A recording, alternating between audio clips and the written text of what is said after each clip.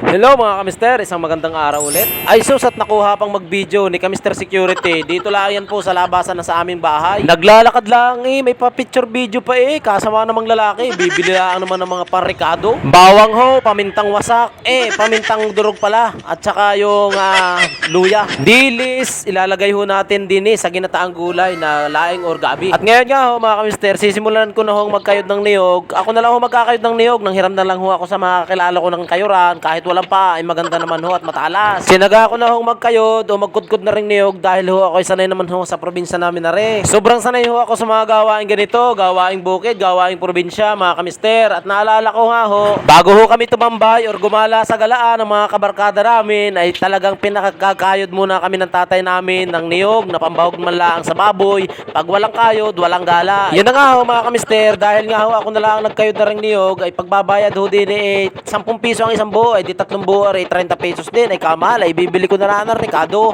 para mas masarap ang aking lulutuin. At yun na nga ho mga kamister, bali matagal na rin ho akong hindi nakapagkudkod ng niyog at namimiss ko na rin nung umuwi sa amin sa probinsya. Palibasa nga ho, matagal-tagal na rin akong hindi nakakauwi. Abay sanay na sanay pa rin ho tayo mga kamister magkudkod na ring niyog at talaga may pawaking-waking pa ng mukha ang inyong Kamister Security, parang sira na ang ulo. Kaway-kaway ang mga batang probinsyano at probinsyana dyan, batang 90s, kaway-kaway sa mga nakakagawa nito mga kamister. At yun na nga ho mga kamister, sisimulan na ho natin magkalas-kalas na rin o maghimay-himay. Ano baga? Joke lang po, ang tawag ho na rin sa amin mga kamister pag ganito ay talagang maghimay. Maghimay ho, maghimay-himay. Bale ho, iwalay ko yung dahon doon sa pakla. Ay syempre, ano baga mga Kamister Security, kaya nga himay-himay aba, ay saka. At naalala ko ang nanay ko pag nagluluto nitong ganito sa amin sa bukid sa probinsya, pag bagong puti o bagong ani sa bukid ay agad nang niluluto. Pwede pala yun. Pero mas masarap po ay talaga yung tinuyo. Mga ganyan mga Kamister Security, ating babakbakin para naman medyo maliit-liit. At ako nga Kamister, nagbigay ako dito ng kaunting tutor.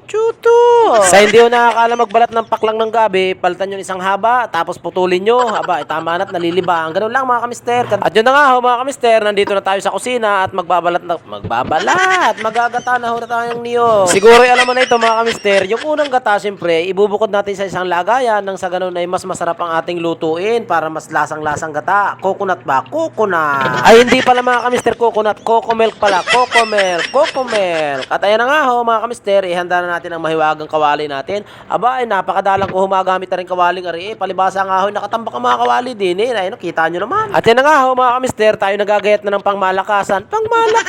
Luya, bawang. Hala, pangmalakasan niya. Bali ho kalahating buong bawang ang ilalagay natin para mas malasa. Yuhu! At yan na nga ho mga Kamister, nagpakulo na ho tayo ng pangalawang gata at pag kumukulo na, atin ang ilalagay siyempre yung ating mahiwagang laing. At siyempre, nandyan din ang mahiwaga. Hala, ay lahat na mahiwaga. Mahiwagang dilis, mahiwagang sili. Ay lagay na lahat ng mahiwaga. Sabaw pa lang, ulam na. Mahalang-halang.